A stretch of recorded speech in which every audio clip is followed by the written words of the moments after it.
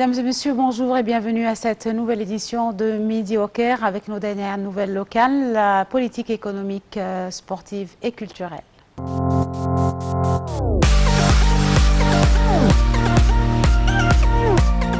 L'Assemblée générale de l'ONU a approuvé 2 projets de résolution sur Al-Quds et le Golan syrien que l'Égypte lui avance chaque année, a déclaré le délégué permanent égyptien auprès de l'organisation Oussama Abdelkhalek. La résolution sur Al-Quds a été adoptée avec une majorité de 129 voix et mentionne les résolutions onusiennes rejetant toute mesure ou loi entreprise par Israël pour changer le caractère et le statut juridique, historique et démographique de la ville et refusant tout projet expansionniste et tout changement des frontières de 1967, à l'exception de ceux approuvés par les 2 parties via des négociations, a expliqué M. Abdelkhalek. La résolution sur le Golan syrien a été votée par 94 voix et rappelle la résolution numéro 497 de 1981 du Conseil de sécurité de l'ONU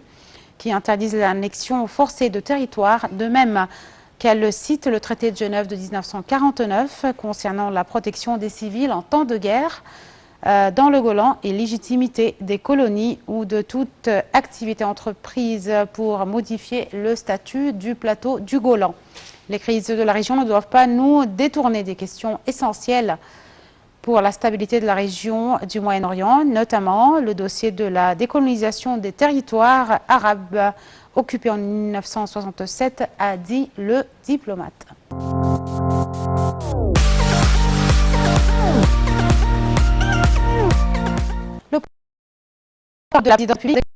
Le président Fattah al-Sisi a souhaité la bienvenue au nouveau secrétaire général de l'Organisation de la conférence islamique au Caire, affirmant le plein soutien de l'Égypte en achevant sa mission, tenant compte de l'ampleur des défis auxquels le monde islamique est confronté à différents niveaux, ce qui exige le renforcement de la coordination et la communication sous l'égide de l'organisation afin de servir les questions de la nation islamique. Les détails avec notre collègue Marwa Arafa et Aya Chel. Le président Abdel Fattah el-Sisi a accueilli Hissien Ibrahim Taha, le secrétaire général de l'Organisation de la coopération islamique. Le porte-parole de la présidence de la République a déclaré que Monsieur le Président a souhaité la bienvenue au nouveau secrétaire général de l'OCI au Caire, affirmant le plein soutien de l'Égypte en achevant sa mission. Tenant compte de l'ampleur des défis auxquels le monde islamique est confronté à différents niveaux, ce qui exige le renforcement de la coordination et de la communication sous l'égide de l'organisation, afin de servir les questions de la nation islamique. Pour sa part, le secrétaire général de l'OCI a exprimé son honneur de rencontrer Monsieur le Président, auquel il a informé des programmes et des progrès des travaux de l'OCI au cours de la période à venir, affirmant son souci de rencontrer Monsieur le Président au début de son mandat en tant que président de l'organisation pour écouter la vision et les estimations du président en ce qui concerne toutes les questions soulevées au monde islamique, ainsi que les moyens de promouvoir et de renforcer l'action islamique commune entre les États membres de l'organisation d'une manière qui contribue à protéger les intérêts communs, à faire progresser le développement dans ces pays et à répondre aux aspirations de leur peuple à atteindre la prospérité et le progrès. Lors de la réunion, on a également examiné l'évolution d'un certain nombre de crises régionales où le secrétaire général de l'organisation a salué les efforts de l'Égypte pour parvenir à des règlements politiques pour les crises existantes dans la région, à l'issue des défis croissants auxquels elle est confrontée, que ce soit au Moyen-Orient ou sur le continent africain, notamment la menace croissante du terrorisme, cherchant à détruire les États et à démanteler leurs institutions.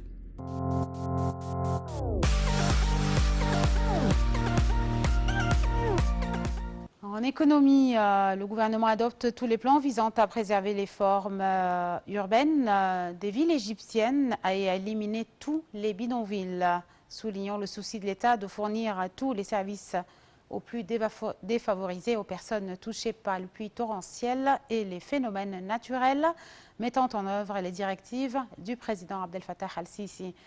qui, à cet égard, confirmé au Premier ministre Dr Moustapha Madbouli cette tâche. Le chef du gouvernement a tenu ses propos, lui, lors de sa réunion avec le ministre du Développement local, Mahmoud Charaoui, pour suivre un certain nombre de dossiers du travail du ministère. Les détails, toujours avec nos collègues, l'équipe de rédaction Marwa Arafa et Ayachel. Le gouvernement adopte tous les plans visant à préserver les formes urbaines des villes égyptiennes et à éliminer toutes les bidonvilles, soulignant le souci de l'État de fournir tous les services aux plus défavorisés et aux personnes touchées par les pluies torrentielles et les phénomènes naturels, mettant en œuvre les directives du président Abdel Fattah el-Sisi à cet égard, a confirmé le Premier ministre Moustapha Madbouli. Le chef du gouvernement a tenu ses propos lors de sa réunion avec le ministre du Développement local, Mahmoud Charaoui, pour suivre un certain nombre de dossiers de travail du ministère. Au cours de la réunion, M. Charaoui a passé en revue les actions mises en œuvre pour développer les gares routières et les parkings. Le ministre du Développement local a également examiné l'organisation du travail des voitures de taxi, l'unification de leurs couleurs dans chaque gouvernorat et la fourniture d'aires de stationnement dans le but de préserver les formes urbaines des villes égyptiennes. D'autre part, M. le ministre a examiné les résultats de son suivi continuel pour mettre en œuvre les directives du président Abdel Fattah el-Sisi en ce qui concerne l'indemnisation des citoyens touchés par les inondations à Assouan.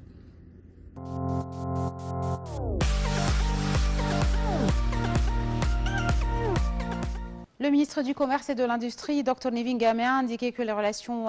politiques distinguées entre l'Égypte et Bahreïn représentent le pilier essentiel pour la promotion et la coopération industrielle, commerciale et d'investissement, ce qui contribue au développement des économies des deux pays dans l'intérêt des deux peuples frères. Lors d'une séance d'entretien tenue avec le ministre bahreïni de l'Industrie, du Commerce et du Tourisme, Zayed Ben Rachid Al-Zayani, Madame Gamé a mis en exergue les relations profondes et historiques entre l'Égypte et Bahreïn dans les divers domaines et à tous les échelons. Bahreïn est l'un des plus importants partenaires économiques de l'État égyptien au Conseil de coopération du Golfe, a dit Madame Gamé. Le volume des échanges commerciaux entre les deux pays a atteint 552 millions de dollars au cours des 7 premiers mois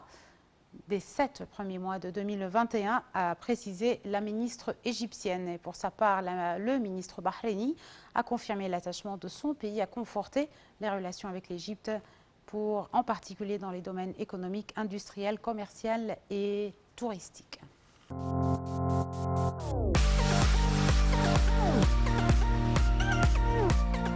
Le ministre des Transports, Kamel Al-Wazir, a passé en revue lors de l'atelier Stratégie du tourisme durable 2030, organisé par le ministère du Tourisme et des Antiquités, en coopération avec l'Union égyptienne des chambres de tourisme, les projets mis en œuvre par le ministère des Transports au service du secteur touristique.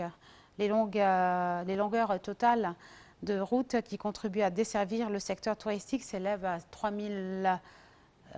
570 km pour un coût total de 50 milliards de dollars, dont 1098 km ont été réalisés et 1385 km sont en cours et 1087 km sont prévus, dont les plus importants sont en mer Rouge, la route Galela, Suez, Sourna, Za'afaran, Hurghada, Ras Gharib, Haute-Égypte, mer Rouge, Safaga Al-Qusir, Marsa Alam, la nouvelle construction, Ena Luxor, Ena Safaga, Marsa Alam, a dit M. Kamel Al-Wazir, selon un communiqué du ministère des Transports.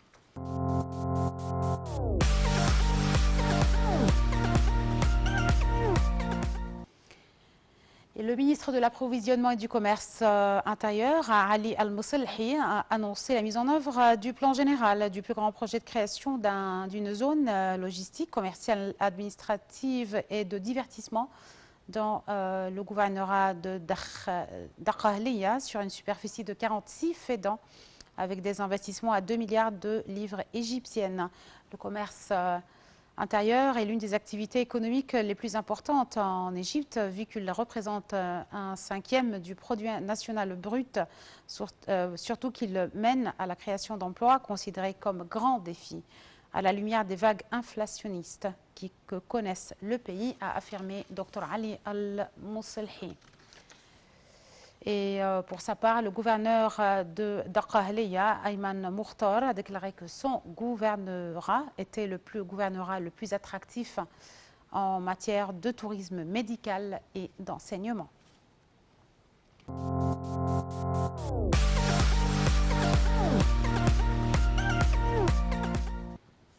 La coordinatrice résidente des Nations Unies en Égypte, Elena Panova, a évoqué la tenue de séances de concertation entre l'Égypte et l'ONU dans le cadre de l'initiative Vie décente. Elle a ajouté que l'ONU ouvrait étroitement avec le gouvernement égyptien, représenté par le ministère de la Coopération internationale, pour développer une vision des étapes futures concernant la contribution à l'initiative présidentielle Vie décente. En plus de la tenue de réunions régulières avec les parties concernées, des agences gouvernementales sur les éventuelles étapes de la coopération. La ministre a salué le partenariat avec le gouvernement égyptien pour faire relancer la stratégie de développement de l'État, notamment l'initiative dont les projets comprennent l'application des 17 objectifs de développement durable. Et lors de la réunion extraordinaire sur le cadre stratégique de partenariat Égypte-ONU, la ministre de la Coopération internationale, Rania Al-Mashot, et Mme Panova ont discuté des partenariats menés au niveau du cadre stratégique actuel de 2018-2022. La ministre a affirmé l'importance stratégique des discussions engagées dans le cadre de l'initiative visant la réalisation du développement pour plus de la moitié des habitants, surtout les communautés rurales. La réunion porte également sur le nouveau cadre du partenariat pour la période 2023-2027, inclurait l'initiative comme point focal pour atteindre l'équilibre entre les interventions dans les zones rurales et le développement global.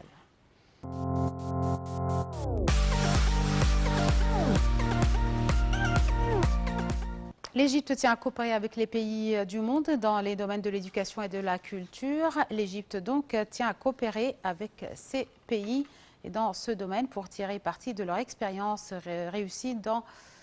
ces domaines, a déclaré le ministre de l'Enseignement supérieur et la Recherche scientifique, Dr Khaled Abdelghaffar, dans une allocution prononcée lors du Forum mondial de l'enseignement scientifique et de l'enseignement supérieur et la recherche scientifique. Dr Khaled Abdelghaffar a estimé que le forum portait sur nombre de questions liées à l'enseignement,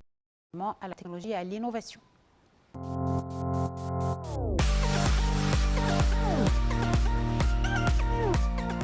Avec cette dernière nouvelle sportive, nous parvenons aux fins de cette édition de Midi au Caire. Merci de nous avoir suivis. Très bonne fin de journée à tous et au revoir.